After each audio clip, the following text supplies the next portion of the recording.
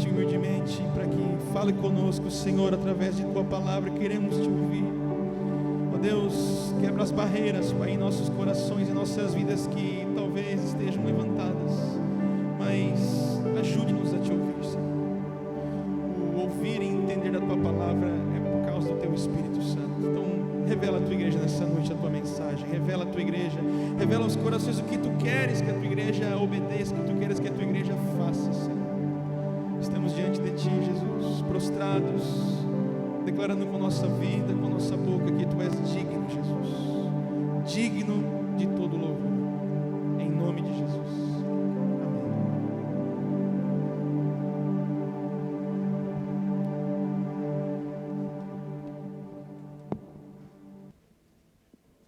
Boa noite, igreja. Sejam todos bem-vindos. Providência pilha para o microfone, por favor. Boa noite. Sejam todos muito bem-vindos novamente. Você deve se lembrar que nós estamos atravessando uma série, ou pregando a respeito de uma série intitulada...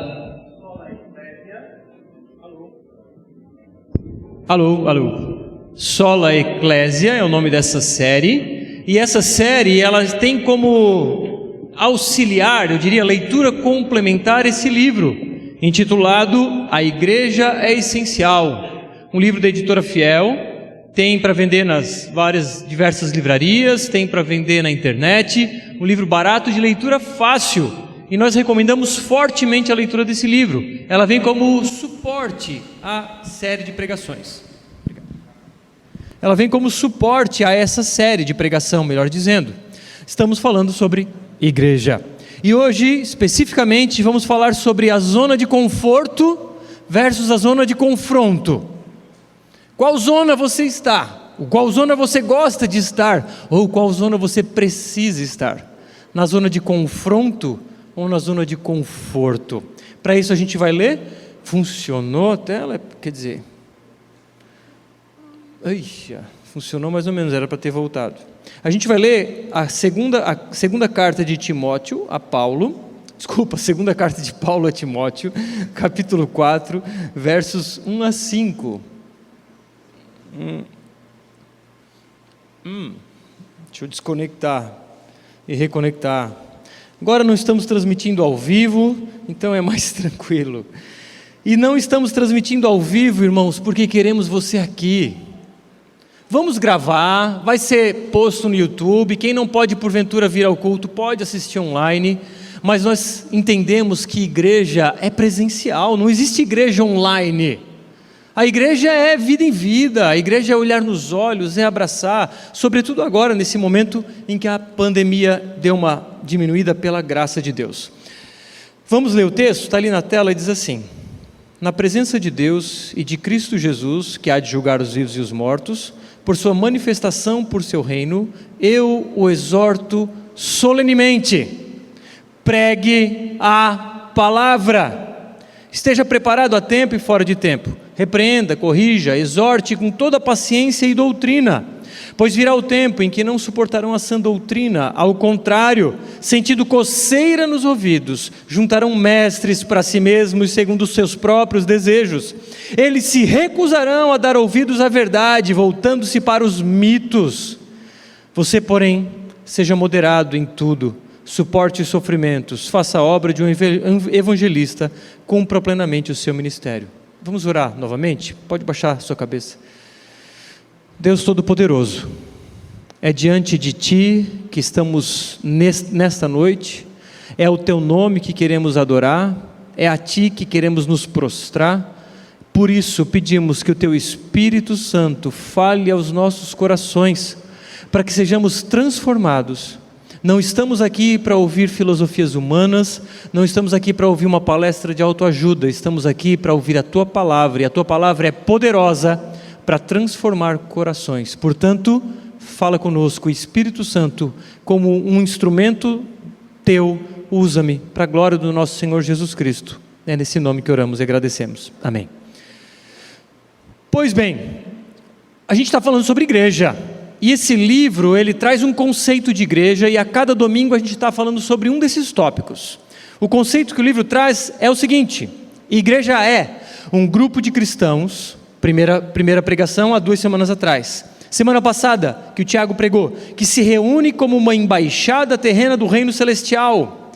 Tema de hoje, para proclamar as boas novas e os mandamentos de Cristo, o Rei. Semana que vem um pregador de fora. Fica a dica, venha. Cara, muito bom. Na outra, para afirmar uns aos outros como seus cidadãos por meio das ordenanças, e para evidenciar o amor e a santidade de Deus por meio de um povo unificado e diverso em todo o mundo, seguindo o ensino e o exemplo dos presbíteros. Você conhece a história de Peter Pan, com certeza. O que tem a ver a história de Peter Pan com o que a gente está falando? Vocês já vão entender. Peter Pan era um jovem que não queria crescer, vivia na terra do nunca, e não queria o crescimento crescimento em idade, porque fatalmente com o crescimento vem responsabilidades. Então ele não queria responsabilidades, era um jovem garoto que não queria crescer. Vem então o Capitão Gancho e pergunta para ele: quem tu és? E ele responde: eu sou a juventude, sou a alegria, sou um passarinho que acabou de sair do ovo. Parece bonito, né? Eu sou a juventude, a alegria, um passarinho que acabou de sair do ovo. Agora, traço um paralelo com a vida espiritual. Quantos são Peter Pans espirituais? Agora, leia essa frase sob a ótica da espiritualidade. Eu sou a juventude, a alegria, um passarinho que acabou de sair do ovo, ou seja, imaturo. Muitos de nós que nos dizemos cristãos, na verdade somos esses Peter Pans que não queremos crescer, não queremos amadurecer, e não estou falando sobre tempo de igreja. Ah, pastor, tu não sabe o que eu já fiz na igreja. Quantas conversas eu tenho de pessoas dizendo tais coisas. Ah, pastor, 20 anos na igreja, já cantei, já preguei, já limpei chão, já fiz um monte de coisa. Não é sobre isso. Maturidade nem sempre tem relação direta com o tempo de igreja. Maturidade diz respeito a encontro com a palavra, diz respeito a transformação gradativa e sempre crescente. Mas os Peter Pans espirituais não querem crescer. Os Peter Pans espirituais não querem a responsabilidade de se envolver com o reino de Deus. Por isso, não querem estar na zona de confronto, preferem ficar na zona de conforto.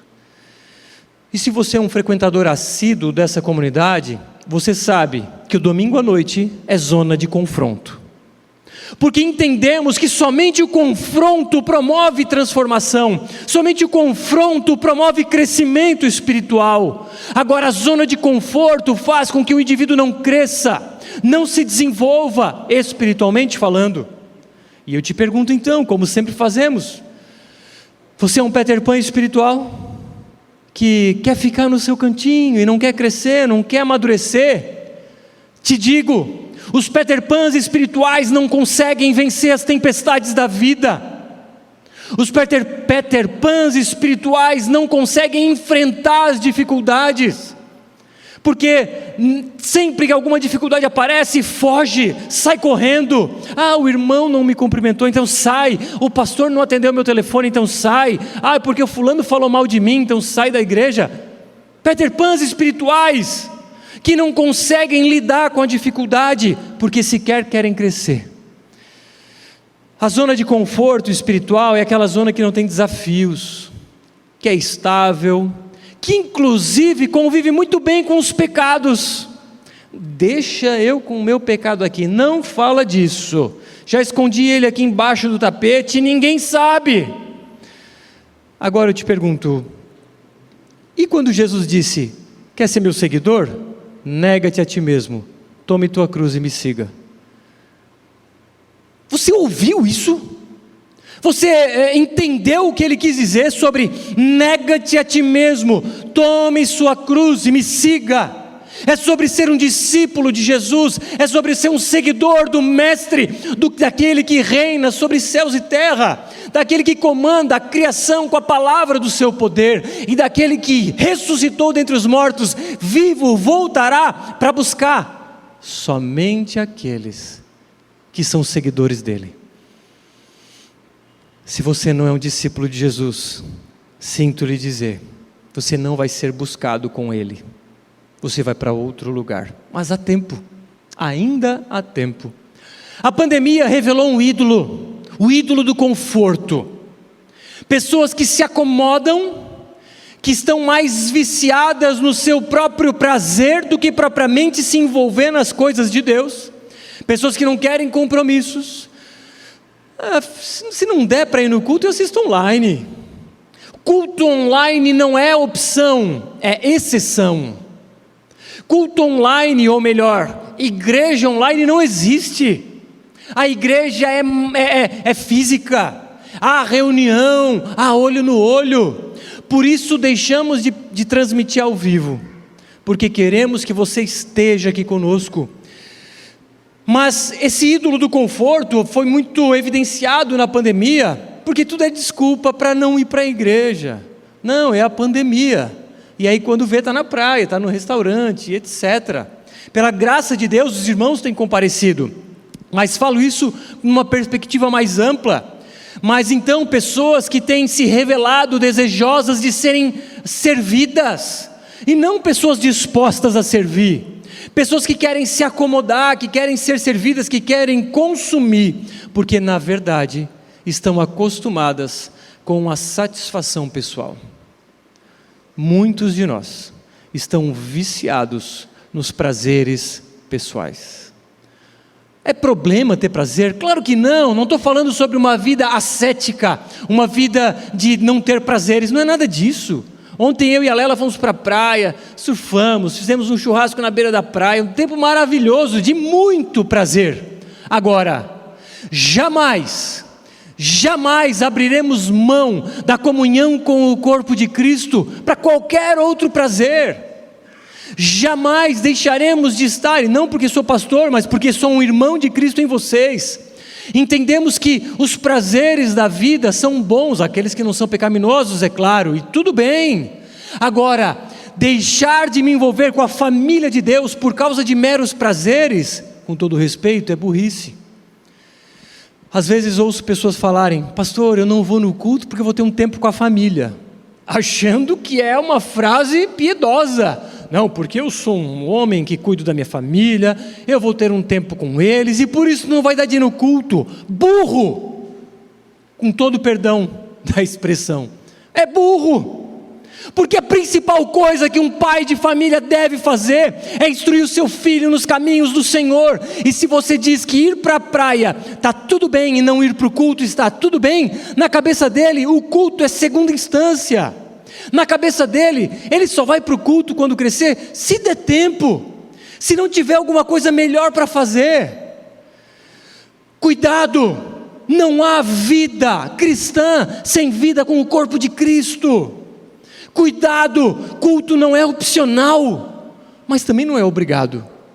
Culto é o lugar que viemos para exaltar o nome do nosso Deus, juntos em comunidade, cantar louvores a Ele. Sabe qual é o problema? Talvez você não tenha mais relação com Jesus. Esse é o problema. Talvez você nunca teve um relacionamento profundo com Cristo.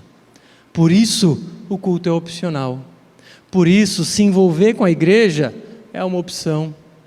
Porque aqueles que têm um relacionamento profundo com Jesus Cristo, aquele que morreu e ressuscitou, estes se envolvem na missão dele. Estes mergulham com todo o prazer, porque entendem que amor é esse. Por isso eu te pergunto, você tem uma relação com Jesus? Você tem uma vida com Jesus, de conversa diária, de falar com Ele nas orações e de ouvir a voz dEle lendo a sua palavra? Aqueles que têm relacionamento íntimo com Cristo, têm relacionamento com a sua noiva.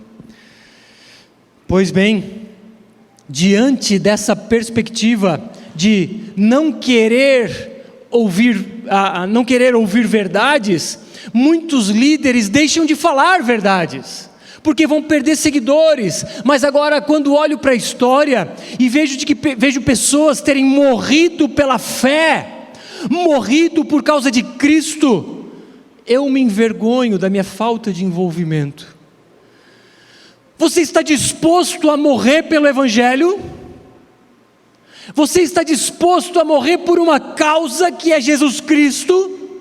Estes são os verdadeiros discípulos. Você está disposto? Quando vejo a história de missionários que não estavam dando conta de suas próprias vidas e decidiram abrir mão da sua casa para servir comunidades remotas, ainda às vezes tendo risco de morte, eu me envergonho da minha falta de envolvimento. Mas por causa disso, o discurso tem afrouxado, porque os pastores têm medo de confrontar, e querem deixar as pessoas na zona de conforto, porque quando eu prego uma mensagem de conforto, eu atraio multidões. Quando eu prego uma mensagem de confronto, só os discípulos ficam. Jesus Cristo, quando diante da multidão disse: vocês só vêm atrás de mim para querer comida, né? E ele começou a apertar o discurso, e o povo começou a vazar. Pedro disse: Senhor, que discurso duro é esse? Pedro, se quiser fugir com esses, vai. Senhor, para onde iremos se só tu tens palavras de vida eterna? A questão é, nós vamos continuar confrontando. Não queremos que você fique parado na sua zona de conforto. Queremos que você cresça, amadureça e esteja preparado para as dificuldades da vida que virão. Não queremos cristãos imaturos. Agora, como eu disse, possivelmente muitos de nós não têm relacionamento com Cristo. Talvez sequer entenderam o que Jesus fez. Estão adormecidos, estão anestesiados pelas curtidas. Estão inebriados pelo que o Facebook e o Instagram proporcionam. Prepare aí, que eu vou andar. Estão viciados nos prazeres que a vida proporciona, que os likes dão, e como que uma droga, se escondem nos likes, se escondem nas meras atividades da vida, porque no fundo, não querem o relacionamento com Cristo, porque o relacionamento com Cristo é uma luz muito mais forte que essa, que aponta em mim e me fala o quanto eu sou pecador. Mas ao mesmo tempo essa luz me fala o quanto eu sou amado, mas ao mesmo tempo essa luz me chama a uma vida de compromisso com Ele. Muitos aqui entenderam a salvação pela graça, vieram de ambientes legalistas, sobrecarregados de trabalhar. Aí a gente diz: não, calma, a salvação não é por mérito, é pela graça. Ai, sério, pastor? Então tá, vou ficar tranquilo, de boa. É só esperar Jesus voltar, enquanto isso eu vou ganhando dinheiro e curtindo a vida. Não entendeu nada sobre a graça.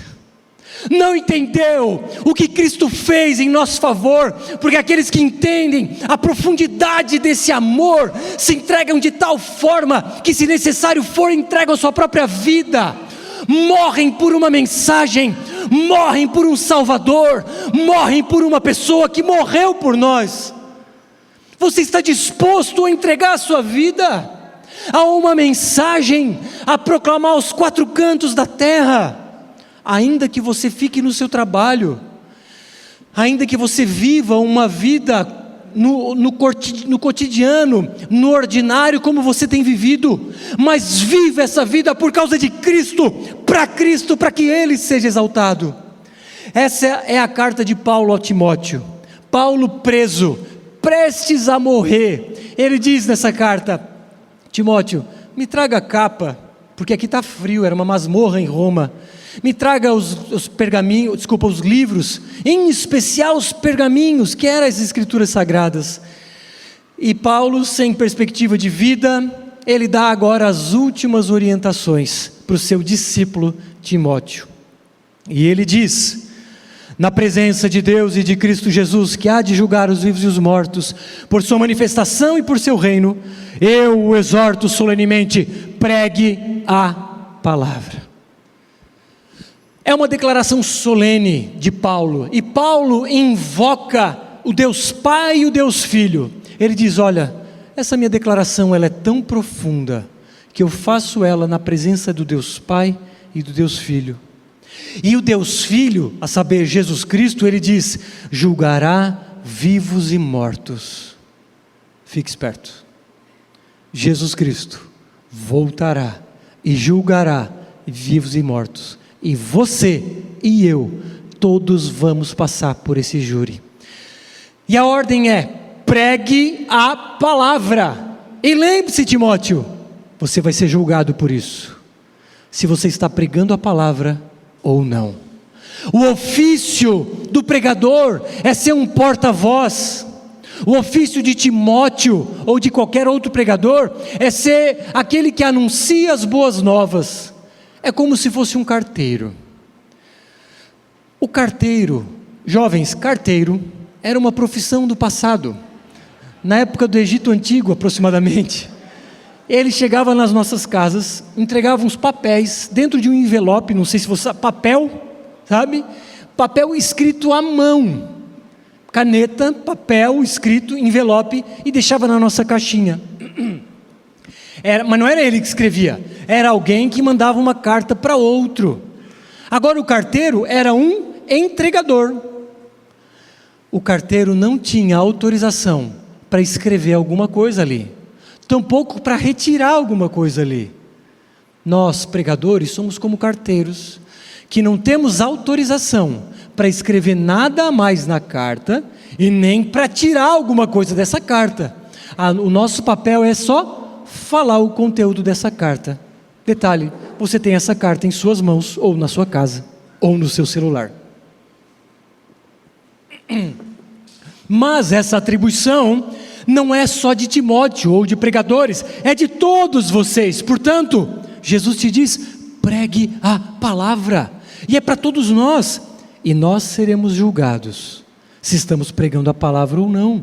Agora, talvez você não vá pregar num púlpito, talvez você vá pregar para o seu irmão, para o seu colega de trabalho, ou para qualquer outra pessoa. Mas pregar a palavra nem sempre é popular, nem sempre traz aplausos ou curtidas. Olha o que o mesmo Paulo diz aos Gálatas: como já dissemos, e agora repito, se alguém está pregando a vocês um evangelho diferente daquele que já receberam, que esse seja anátema. Sabe o que é isso? Ele está dizendo: se alguém pregar um evangelho diferente desse, tem que ser amaldiçoado. Ai, pastor, mas eles não estão pregando lá tudo aquilo, mas e o amor? Paulo diz: seja amaldiçoado essa pessoa. Por acaso eu procuro agora o favor das pessoas ou o favor de Deus? Ou procuro agradar pessoas? Se ainda estivesse procurando agradar pessoas, eu não seria servo de Cristo. Quem quer agradar pessoas vai ter que diluir o evangelho. Pregadores, pastores que querem atrair multidão e agradar essas pessoas, invariavelmente vão colocar algo além da carta e vão retirar as partes difíceis. Não se engane, estes falsos profetas, e falo mesmo, são falsos profetas que a Bíblia condena veementemente. Falsos profetas estão mudando a mensagem, são carteiros que estão colocando outras palavras a mais. Detalhe, eles escrevem de rosa cheio de coraçãozinho. E outra, as partes difíceis eles tiram, porque como vão ter seguidores? Paulo não queria popularidade, ele queria ser obediente. Agora, qual a importância de pregar a palavra de Deus? Ou, qual o problema de acrescentar algumas coisas, ou de retirar outras, irmãos? Paulo disse ali a Timóteo: nós seremos julgados. Jesus Cristo vai julgar vivos e mortos. E neste julgamento, Ele não vai colocar na balança boas obras e pecados. Neste julgamento, Ele vai te perguntar: e aí? Em quem você crê? E aí? Em quem você depositou sua confiança? E mais, e aí? Você era discípulo de quem? Fé que salva é uma fé que acredita em Deus, que confia profundamente na obra da cruz, mas que atua como um discípulo de Jesus. Isso é fé. E o que nos leva para o céu não é meramente uma oração decorada, tampouco boas obras mais do que pecados. O que nos leva para o céu é, em vida, e lá não haverá mais tempo, mas em vida, depositarmos as nossas vidas aos pés de Cristo e vivermos uma vida de discípulos de Jesus. Isso é fé, porque a verdadeira fé, como diz Tiago, é uma fé que produz obras. Fé sem obras é uma fé morta. Não me venha com um discurso bonito, se esse discurso não é carregado de boas obras, esse discurso é vazio, esse discurso provém de um coração vazio. Isso é fé morta. Agora, não me venha dizer que você vai para o céu porque faz um monte de coisa, porque se a sua fé está pautada naquilo que você faz, você também não entendeu o Evangelho da graça. Mas enfim, é muito importante a pregação da palavra, porque a fé de verdade vem pelo ouvir. É quando ouvimos o Evangelho, e ele atua de forma poderosa e nos transforma. E aí então, transformados, no dia do julgamento final vamos ser absolvidos. Agora, como ouvirão se não há quem pregue? E como pregarão se não forem enviados? Paulo diz aos Romanos. Precisamos pregar a palavra. Por quê? O seu filho, seu pai, irmão, cunhado, amigo, só vai te acompanhar no céu se ele ouvir a palavra, for transformado e se entregar. Você tem pregado a palavra? Pregar é anunciar. Agora, pregar não é autoajuda. Pregar não é coach gospel. Pregar não é o evangelho da prosperidade. Você vai ser rico e não vai ficar doente. Balela. Você pode ser que fique rico, e espero que fique, porque Deus o abençoa, mas não há garantias. Paulo morreu pobre, e nem por isso Deus não era com ele. E outra, pregar a palavra não é pregar experiências pessoais, ainda que de forma ilustrativa, eventualmente a gente fala sobre experiências. Isso não é o evangelho, isso é só para ilustrar. Agora, pregar traz vida para quem está morto. Pregar amadurece aquele imaturo, porque quando pregamos a palavra, de novo, daqui do púlpito ou em qualquer lugar da terra, quando falamos o evangelho, há poder nisso. Não é meramente um conteúdo intelectual. Quando proclamamos as boas novas, sai de nós, por assim dizer, um poder que transforma o ouvinte. Não é algo natural, é algo sobrenatural. E esse sobrenatural acontece quando pregamos. Por isso, não pense que o seu cônjuge vai ser convertido pelo seu bom exemplo apenas. Claro, precisa do bom exemplo, porque o bom exemplo é o alicerce do meu conteúdo. E também, não viva uma vida de falcatrua e queira pregar o evangelho. Imagine eu pregando aqui, devendo para o irmão, falando sobre não dever, não pagar conta, ou sobre pagar contas, e o irmão pensando, poxa, o cara deve para mim, e não paga as contas e está falando sobre isso. Ou seja, viva uma vida irrepreensível, mas pregue a palavra. E pregar, como Paulo diz, é pregar todo o conceito de Deus. Não é tirar partes da carta, nem acrescentar. E é fato que pregar as verdades não atrai seguidores, atrai discípulos. Não atrai seguidores do Bruno, mas atrai discípulos de Jesus. E outra, não deixaremos você confortável no seu pecado. Eu não vou ficar sozinho nessa. Eu não vou ser confrontado sozinho na minha casa. Se Deus me confronta, eu vou dividir com vocês. Agora, ao mesmo tempo que Ele me confronta, Ele me diz, eu te amo, Bruno. O meu confronto, Deus me diz, para contigo é a minha expressão de amor. A minha disciplina é uma ferramenta de amor, porque o pai disciplina o filho que ama. Quando você que é pai disciplina o seu filho que andou no parapeito da janela, aquilo é uma atitude de ódio? Não, é uma atitude de amor. Portanto, quando eu ando no parapeito da janela do pecado, Deus me confronta.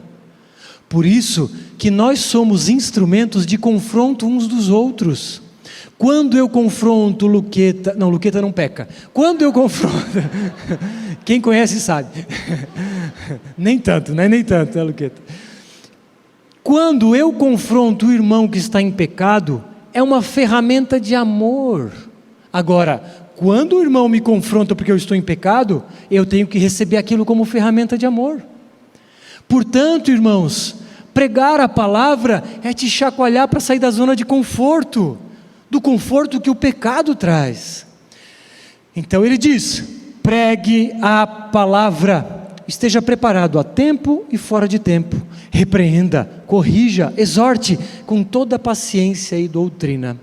Ele diz então: pregue a palavra, mas esteja preparado, porque vai ter oportunidade para pregar, mas vai ter momento que o pessoal não vai querer te ouvir, ou seja, é o fora de tempo, mas pregue fora de tempo, sendo bem recebido ou não, aplaudido ou não, tendo curtidas ou não, esteja atento às oportunidades, mas também crie de forma intencional essas oportunidades, porque a pregação traz vida para as pessoas. Percebe? Às vezes eu falo uma ilustração. Imagine aqui uma cadeia e todos vocês estão presos, e eu tenho uma chave que abre a porta da cela para vocês saírem, e essa chave é a pregação do Evangelho. E eu aqui, ao invés de pregar o Evangelho, eu prego um monte de ferramenta de coach. Coach é bom, mas não aqui. Coach é uma grande ferramenta, mas não aqui, não numa pregação de domingo. Então eu sou o coach gospel, que ao invés de abrir a porta da cela para vocês, eu falo, acorde 5h55 da manhã e acompanhe a minha live. Acorde às 5h55, dê uma caminhada de 55 minutos e faça mais não sei o que. Irmãos, não é sobre isso aqui. Aqui é o que? Pregue a palavra. Os pastores gospel, ou melhor, os pastores coach, os pastores de prosperidade, têm a chave guardada no bolso, estão deixando pessoas presas, porque pessoas presas são pessoas fáceis de dominar. Porque se eu colocar um pedaço de pão, está todo mundo morto de fome. Ai, dá esse pão, por favor. E eles prometem mundos e fundos, e nada acontece. Claro que não acontece. Esteja preparado, porque pronunciar ou proclamar o Evangelho traz vida às pessoas. E ele diz no texto: repreenda. Em amor, repreender erros de conduta ou erros doutrinários. Então, em amor, eu preciso repreender vocês, mas vocês têm liberdade para me repreender, assim como todos devemos ter liberdade para repreender uns aos outros, porém, em amor. Jamais vamos minimizar a gravidade do pecado, vamos confrontar, porque é para o bem da pessoa. Ele também diz: corrija. Se repreender é dizer o que está errado, corrigir é dizer o que está certo. Olha, esse caminho está errado, mas esse caminho está certo. Então corrigir é dizer qual caminho a caminhar. E ele diz: exorte.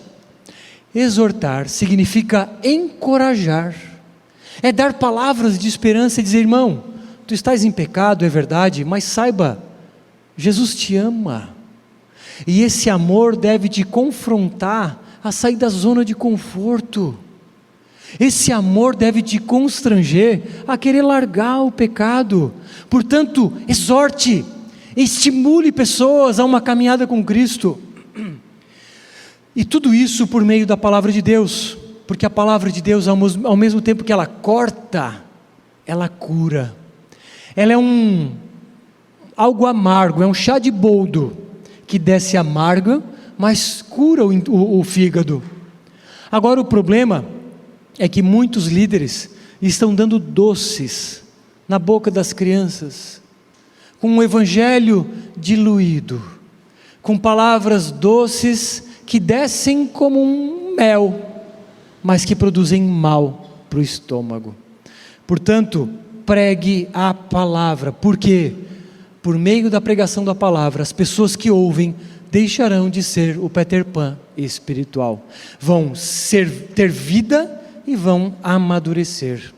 Agora, ele diz também, com toda paciência e doutrina. Não precisa gritar, como eu estou fazendo. Às vezes, eu peço paciência a Deus.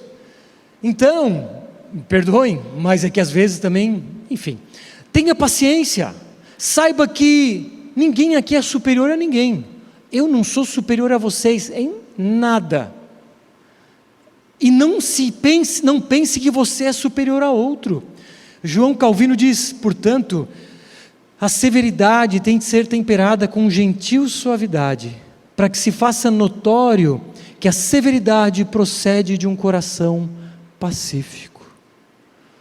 A severidade ou a admoestação, ela deve proceder de forma branda e de um coração amoroso, portanto, de um coração pacífico. O confronto, então, deve ser feito em amor, mas deve ser feito.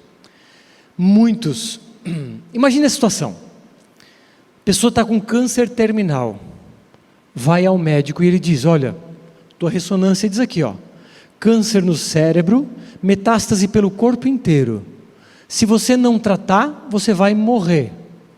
Aí ele diz, não gostei dessa notícia, vou procurar outra opinião. O outro médico diz a mesma coisa, e eles dão um tratamento, e vai te curar esse tratamento. Aí ele vai num outro médico e diz, o médico pensa, ixi, o negócio está feio, mas ele não vai gostar do que eu vou falar. Querido, fica tranquilo, no fim tudo vai dar certo. Tu vai ficar bem, o corpo vai dar conta de cuidar disso aí. Não, esse câncer nem é tão problemático assim. É o que pastores estão fazendo.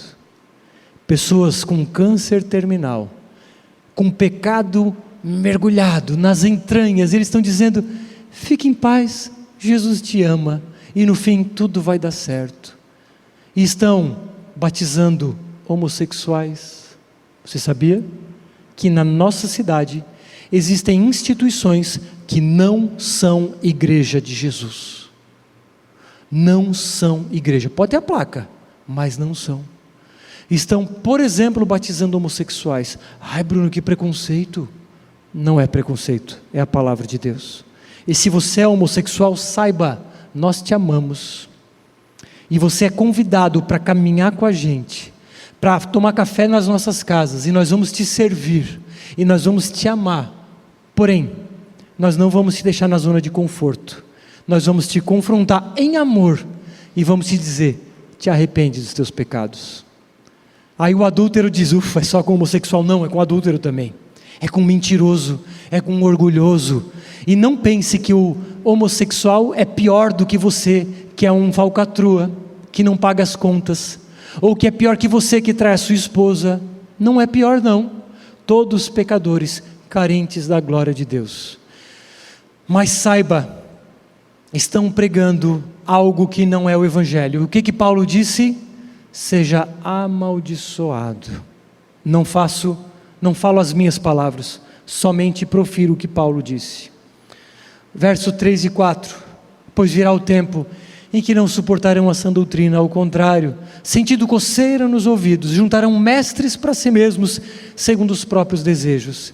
Eles se recusarão a dar ouvidos à verdade, voltando-se para os mitos. Pois é, esse é o motivo pelo qual Paulo diz, Timóteo, prega a palavra, porque vai chegar um tempo, que sempre teve, só que agora está pior, em que não suportarão ouvir a sã doutrina, não suportarão ouvir a verdade. E como não suportam ouvir a verdade, eles vão lá no outro bairro. Se você não suporta ouvir essa verdade, eu posso te indicar, aqui pertinho, num outro bairro aqui do lado, tem um lugar que não fala a verdade. Eu não vou citar nomes, é claro. Assim como espalhados pelo mundo, vários lugares que estão mentindo. Por quê? Porque tem pessoas que estão buscando mestres que pregam aquilo que eles querem ouvir.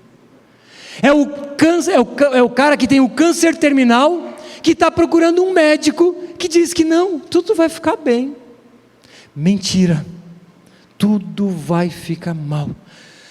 Pessoas que não suportam ouvir a verdade, procuram mestres para si mesmos, e por causa das mídias sociais, da internet, há aos montes esses mestres que falam aquilo que o povo quer ouvir, não aquilo que precisam ouvir. João Calvino disse isso no século XVI.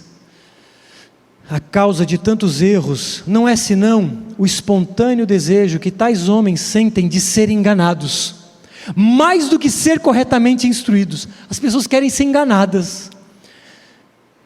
Eis porque Paulo adiciona a expressão tendo comichão nos ouvidos, quando deseja apontar a causa para tão grande mal. Esta elegante metáfora significa que o mundo possui ouvidos tão sensíveis e tão continuamente ávidos por novidades, que reúne para si uma multidão de diferentes mestres e continuamente se deixará seduzir por suas inovações. A Bíblia tem que ser atualizada, diz um outro pastor famoso, inteligentíssimo, lá de São Paulo. A Bíblia precisa ser atualizada. Esse cara está atraindo multidões que procuram mestres que vão falar aquilo que eles querem ouvir. O único antídoto para tal vício está em que os crentes sejam instruídos a aderir solidamente à pura doutrina do Evangelho. É por isso que aqui na Viva a gente prega a palavra. Porque, irmãos, eu vou ser julgado, e naquele grande dia eu não quero ser cobrado por não ter feito aquilo que eu deveria fazer. Eu estou disposto a não ter aplausos de homens para ter a aprovação do meu Senhor na vida eterna. Faça o mesmo. Agora, isso é bom? É terrível, irmãos. Terrível ofício é o de ser um proclamador das boas novas, porque não tem um monte de gente babando ovo, não mesmo. Não tem um monte de gente replicando as frases, batendo palminhas para o seu pastor lindo, maravilhoso. Não tem nada disso não. Tem o contrário, pessoas que saem da igreja, pessoas que me odeiam, ou não vão com a minha cara, mas eu sou somente o carteiro. Não é pessoal, irmãos. Não é pessoal, eu sou só o carteiro. Te vira com o remetente. Você é o destinatário. Te vira com quem mandou a carta. Reclame com ele. Eu só estou entregando a carta e vou sair correndo para você não brigar comigo. Agora, alguns levam para o pessoal. Mas, irmãos, não é fácil dizer que você precisa se arrepender. As pessoas preferem ser confortadas agora, achando que vão ter misericórdia de Deus no último dia, mas não vão ter. A misericórdia está disponível agora, para todos. Você pode ser um estuprador, salafrário, homicida, genocida, um antissemita, um fascista. Tem perdão para você, fascista. Tem perdão. Basta se arrepender dos seus pecados. Agora, se o meu chamado a te arrepender te ofende, me perdoa, ou melhor, não preciso pedir perdão, mas é a vida. João Batista disse: raça de víboras, arrependam-se. Jesus Cristo, o ápice do amor, disse: arrependam-se, porque é chegado o reino de Deus. Uma coisa que me conforta é ouvir a história de Jeremias, um profeta do Antigo Testamento. Deus disse: Jeremias, você foi convocado para profetizar para um povo que não vai te ouvir. Ninguém seguia Jeremias. Jeremias foi cancelado em sua época. Jeremias dizia: povo, se arrependam, porque os babilônios vão vir e vão levar vocês escravos. E os outros profetas diziam: não, relaxa, no fim tudo vai dar certo. Jeremias dizia: vocês estão ficando loucos, esses caras estão profetizando vida, quando a morte Acordem, povo, vocês estão inebriados pelas mídias sociais, vocês estão inebriados pelos pastores que falam de forma doce. Vocês vão ser escravizados por toda a eternidade se não abrirem os seus olhos. E Jeremias então, falando a verdade, o povo falou para ele: você será morto, Jeremias. Como você ousa profetizar em nome do Senhor, dizendo que esse templo, o templo seria destruído, como será de Siló, e que essa cidade será distribuída e ficará sem moradores? Você pode me dizer: Bruno, que história é essa de falar em nome de Deus, dizendo que a gente vai para o inferno, porque a gente não é um discípulo de Jesus? Deixa eu ficar na multidão. O pregador tem que pregar a verdade, ainda que as pessoas não dêem ouvidos, mas prefira receber o confronto, ou a contrapartida, ou a negativa, do que você ser cobrado por não ter falado a verdade. Sabe quais são as verdades que o povo não suporta? Vou dar alguns exemplos. Primeira delas: as pessoas não suportam ouvir que são pecadoras. Você é pecador, eu sou pecador, e nós sabemos disso. Vou repetir a ilustração de sempre: tecnologia de leitura de pensamentos e vontades, via Bluetooth. Alguém se habilita a colocar seus pensamentos e vontades na tela? Não, né? Óbvio. Esse é você. Você é os seus pensamentos, os seus desejos. Imagine dar vazão para tudo? Pois é, esses somos nós. E as pessoas então procuram mestres que vão afagar o seu ego, dizendo que você não é tão mal assim. Mal é o estuprador, o assassino. Não, você não é tão mal, calma. Outro discurso que as pessoas não querem ouvir é o discurso da salvação pela graça. Sabe por quê? Porque as pessoas querem ser merecedoras.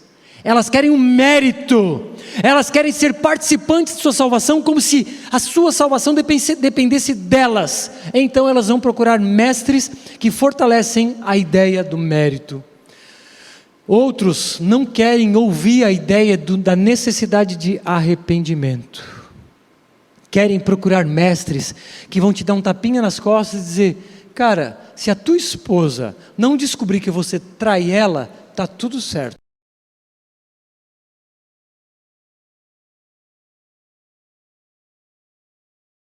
Sendo que o seu pecado não é grave.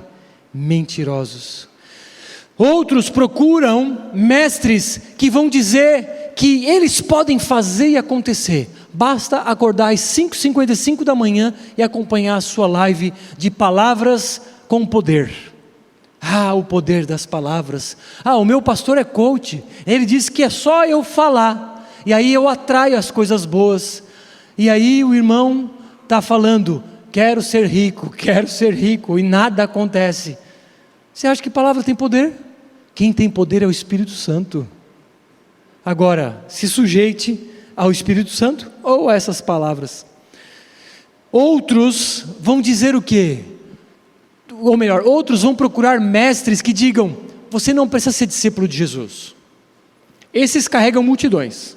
Eles vão dizer assim: olha, você está cansado, né? A sua igreja fala sobre se envolver. Aqui você não precisa. Sente-se, você é um filho de Deus. Fique sentadinho e curta a experiência que nós estamos proporcionando a você. Você não precisa se envolver. A multidão vai para o céu. Mentira. Só discípulo de Jesus vai para o céu. Só aquele que segue o mestre de perto. E outros vão procurar mestres que aprovam toda forma de amor. Agora, qual é a verdade? A verdade é que eu e você somos terríveis pecadores, mas ao mesmo tempo, muito, mas muito amados. Você e eu merecemos o inferno, mas Ele nos amou tanto, que enviou o próprio Filho para morrer em nosso favor. Em sua morte, os nossos pecados foram aniquilados, e agora aqueles que creem têm vida. Porém, a mensagem das boas novas não fica aqui. A mensagem das boas novas, existe uma resposta. Jesus diz para você hoje: vem e me segue.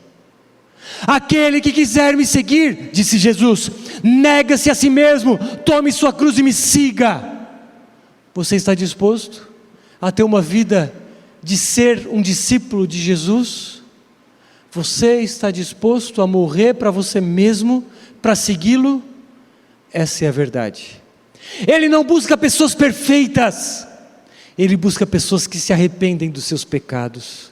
Ele não busca pregadores eloquentes, ele busca pregadores comuns como nós, que têm uma necessidade, ou melhor, uma consciência da dependência do nosso Senhor e do Espírito Santo. Ele está te chamando. Ele chamou pescador que não tinha formação nenhuma. Ele chamou cobrador de impostos terríveis. Ele chamou pessoas comuns, como eu e você. E aí? Você vai responder a essa verdade? E o último verso então: você porém, Timóteo, seja moderado em tudo, suporte os sofrimentos, faça a obra de um evangelista, cumpra plenamente o seu ministério. Seja moderado, sóbrio, tranquilo, estável, racional, não vá para os extremos, seja equilibrado, suporte os sofrimentos. Jesus disse: no mundo tereis aflições, mas calma, tem de bom ânimo. Faça a obra de um evangelista. O que é isso? Espalhe o evangelho. Ser um evangelista não é cargo, é espalhar o evangelho. Faça e cumpra plenamente o seu ministério. Agora eu te pergunto: qual é o seu ministério? O que Deus te chamou para fazer? Você foi chamado para fazer alguma coisa. Ninguém foi chamado para ficar sentado. Você foi chamado para seguir Jesus, aprender com Ele, se relacionar com Ele e fazer algo nessa obra que é maravilhosa. Cumpre plenamente o teu ministério, Timóteo. Você cumpra plenamente o seu ministério, o que Ele te chamou para fazer. Concluo então dizendo que boa parte das pessoas, sobretudo os Peter Pans, tem aversão ao confronto, por isso buscam mestres para si mesmos, que vão falar aquilo que eles querem ouvir e não o que precisam. São pessoas que têm como ídolo o conforto ou os próprios prazeres. Mas, por outro lado, vamos ser como Timóteos, vamos pregar a palavra, mas vamos estar prontos, preparados para sermos confrontados? Vamos estar prontos para recebermos vida, para amadurecermos, para crescermos e nos envolvermos na missão de Cristo? Que tal? Que tal participar de um time, de um batalhão que revoluciona o mundo? A nossa visão da Aviva é transformar vidas, transformar mundos. Que tal se juntar a nós? Muita gente não tem se envolvido. E nós estamos chamando, convocando, por exemplo, precisamos de gente para ajudar no ministério infantil, para cuidar de bebês. Se você tem esse desejo, você vai procurar o Tiago ali no final, na salinha ali ao lado. Nós vamos fazer uma sala só para bebês, ou seja, vai ficar bem mais tranquilo, menos crianças. Queremos que você sirva uma vez por mês. Não é difícil e você vai nos ajudar muito. Enfim, é só um exemplo de como se envolver. Mas, irmãos, no fundo, eu quero que no meu leito de morte, na minha lápide, não precisa de lápide, pode queimar e jogar cinzas em qualquer lugar, mas escreve lá numa plaquinha, isso aqui: quanto a mim, já estou sendo oferecido por libação, e o tempo da minha partida chegou.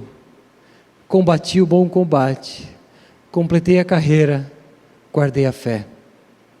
Desde agora me está guardada a coroa da justiça, que o Senhor reto juiz me dará naquele dia, e não somente a mim, mas também a todos os que amam a sua vinda.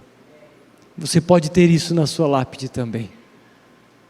Que tal Paulo nos seus últimos dias de vida dizendo: eu já estou tranquilo, eu vou ser morto, eu vou ser entregue como sacrifício, já combati o bom combate, já completei a carreira, guardei a fé, já tem reservada a coroa da justiça para mim, agora eu só estou esperando a minha morte. E ele, tranquilo, numa masmorra fria e úmida, esperava a sua morte, porque ele entendeu que ele havia cumprido a sua missão.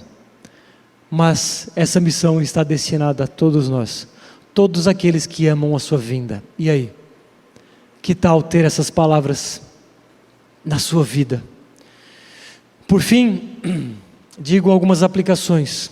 Permita-se ser confrontado nas pregações, nos pequenos grupos, mas na leitura bíblica diária.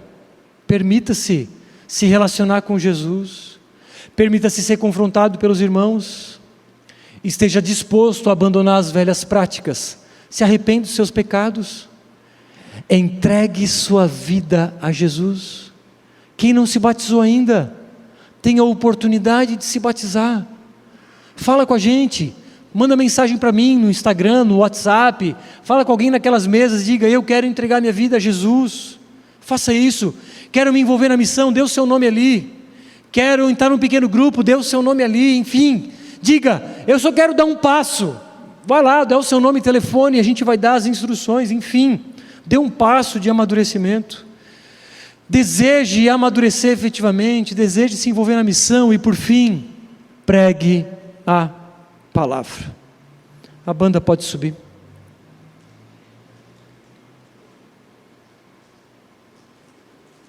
Nós vamos orar. Abaixe sua cabeça no seu lugar.